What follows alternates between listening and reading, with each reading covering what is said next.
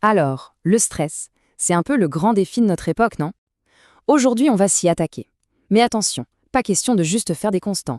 Ensemble, on va découvrir des stratégies vraiment concrètes pour le maîtriser. Si ces questions vous parlent, sachez que c'est une réalité pour énormément de monde. Le stress, c'est un peu comme un vampire d'énergie. Mais avant de le combattre, il faut d'abord bien comprendre qui est l'ennemi. Le docteur Ansellier, celui qui a pour la première fois défini ce concept, nous dit que c'est une réaction d'adaptation. En fait, c'est notre système d'alarme interne, conçu pour nous protéger. C'est super utile face à un danger, mais quand l'alarme ne s'arrête plus jamais, là, ça devient un vrai problème. Et voilà le point crucial. Quand la tension devient permanente, le cerveau se met à libérer une hormone en continu, le cortisol.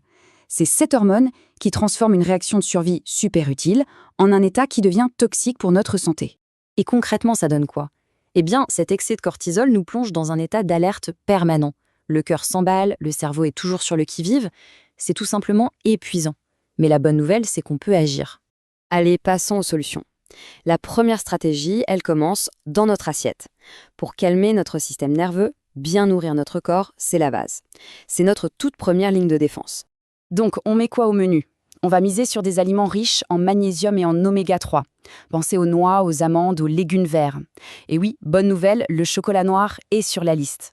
Par contre, attention au saboteur numéro 1, la caféine. La règle d'or, on l'évite après 13 heures pour ne pas perturber le sommeil. Au-delà de l'alimentation, il y a un outil tout simple mais incroyablement puissant, prendre l'air. Une simple marche en forêt ou au bord de la mer, ça permet de libérer des endorphines. Imaginez ça comme l'antidote naturel de votre corps au cortisol. On passe maintenant à la deuxième astuce. Après le corps, on s'occupe de la tête. L'idée, c'est de reprendre le contrôle sur le chaos mental. Une bonne organisation, ça peut radicalement faire baisser la pression du quotidien. Et pour ça, retenez ce chiffre magique 3. Oubliez les listes de tâches à non plus finir qui nous paralysent.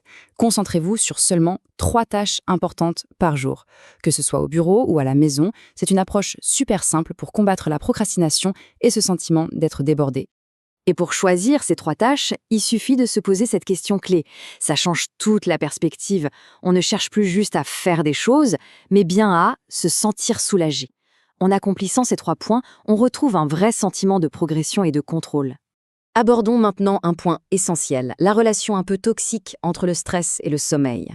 L'un nourrit l'autre dans un cercle vicieux qu'il est absolument crucial de briser. Voilà la dynamique infernale.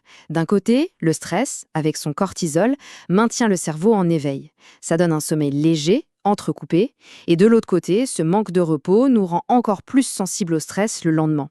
La boucle est bouclée. Alors, comment on fait pour briser ce cycle? La clé, c'est d'envoyer un signal de calme au cerveau. Et l'action la plus efficace pour ça, c'est de s'éloigner des écrans. Leur lumière bleue perturbe notre horloge biologique et surexcite le cerveau. 1 heure sans écran avant de dormir, c'est un vrai cadeau qu'on se fait. Et enfin, voici l'outil ultime. Celui qu'on peut utiliser n'importe où, n'importe quand pour un apaisement immédiat. C'est un véritable super pouvoir pour reprendre le contrôle. Sa propre respiration. La méthode est hyper simple, on l'appelle le 4-7-8. On inspire par le nez pendant 4 secondes, on bloque sa respiration pendant 7 secondes et surtout on expire très lentement par la bouche pendant 8 longues secondes. Cette technique de respiration a un effet quasi instantané sur le taux de cortisol. De l'alimentation à l'organisation, en passant par la respiration, on a maintenant des outils très concrets. La question n'est plus de savoir si on peut gérer le stress, mais comment on choisit de le faire jour après jour. Alors, prêt à retrouver le calme?